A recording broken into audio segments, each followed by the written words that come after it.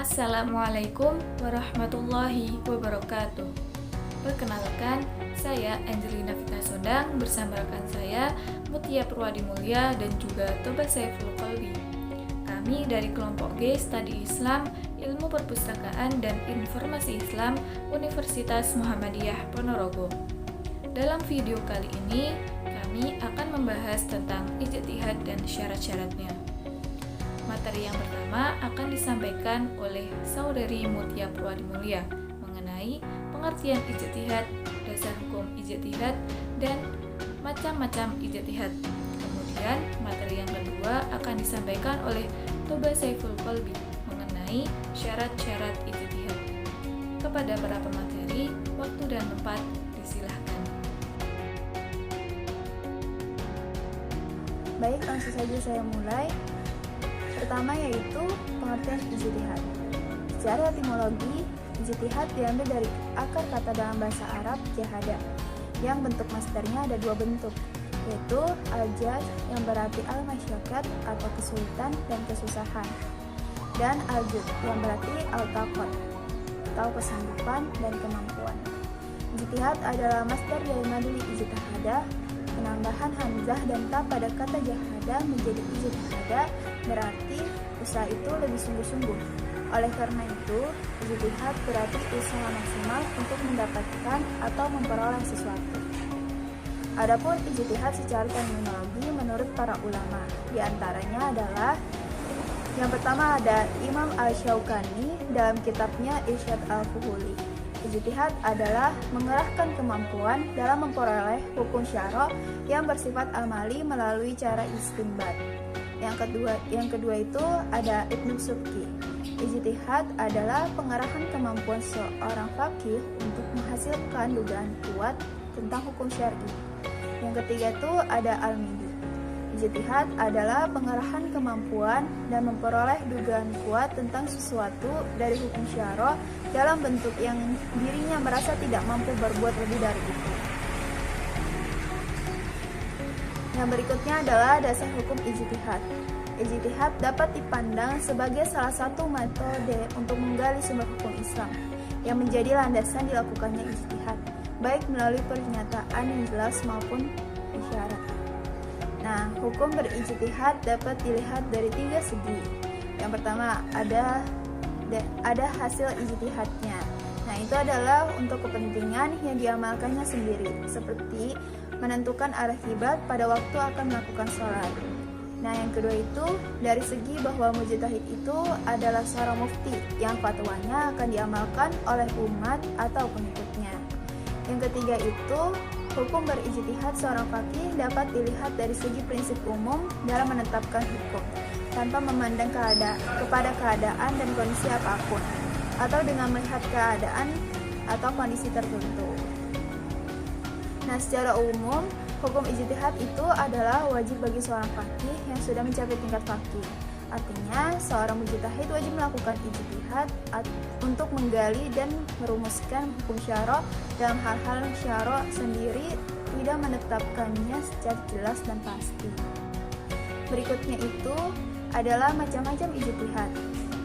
Dawalimi membagi ijtihad menjadi tiga bagian, yaitu yang pertama, ijtihad al-bayani, yaitu ijtihad untuk menjelaskan hukum-hukum syara' dari nas.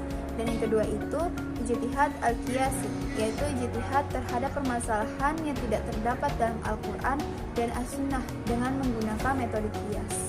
Yang ketiga itu ijtihad al-istilahi, yaitu ijtihad terhadap permasalahan yang tidak terdapat dalam Al-Quran dan As-Sunnah dengan menggunakan ra'yu berdasarkan kaidah istislah. Baik, saya akan menjelaskan syarat-syarat jihad. Seorang yang berijtihad atau seorang mujtahid dapat dilihat dari dua sisi, yaitu dari sisi kepribadiannya dan sisi kemampuannya. Seorang yang tidak memungkinkan untuk melakukan dosa besar dan tidak berketerusan dalam berbuat dosa kecil. Jadi memang orang yang mujtahid itu, seorang mujtahid itu benar-benar orangnya bagus dari segala tingkah laku perbuatan di kehidupannya. Kemudian syarat pertama yang berhubungan dengan kepribadian yaitu menyangkut dua hal, yaitu syarat umum yang harus dimiliki seorang mujtahid yakni telah balik, akil, ya, jadi orangnya harus berakal dan dewasa. Kemudian syarat kedua yaitu kepribadian khusus yang menyangkut keimanan, keadilan. Jadi seorang mujtahid harus beriman kepada Allah secara sempurna, baik berkenaan dengan zat, sifat, dan perbuatannya, dan harus adil dalam periwayatan hadis dalam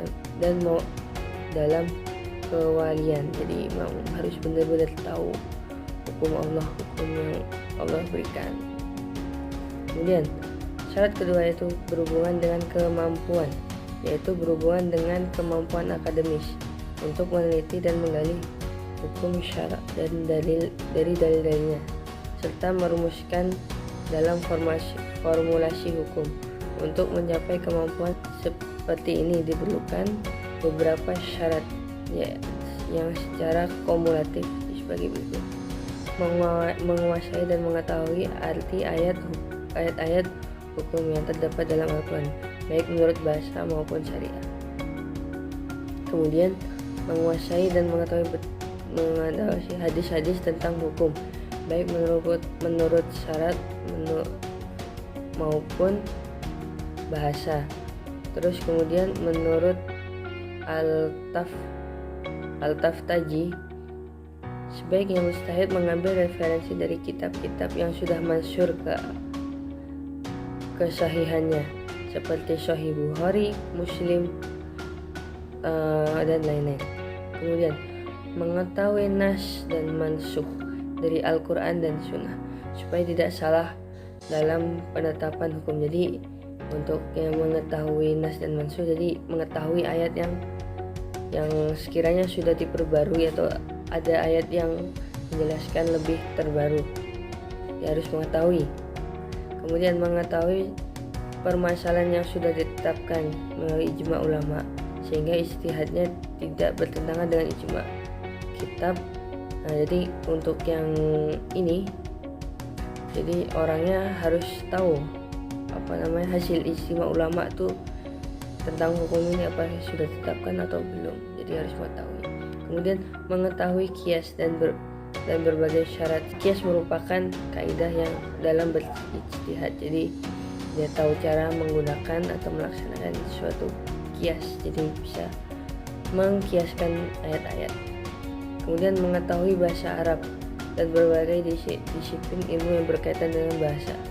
Jadi dia seorang mujtahid juga harus memiliki kemampuan dalam bahasa Arab dan cara-cara atau pemaknaan dalam bahasa Arab. Jadi harus tahu maknanya dari apa. Jadi gak dengan artinya ini maknanya apa.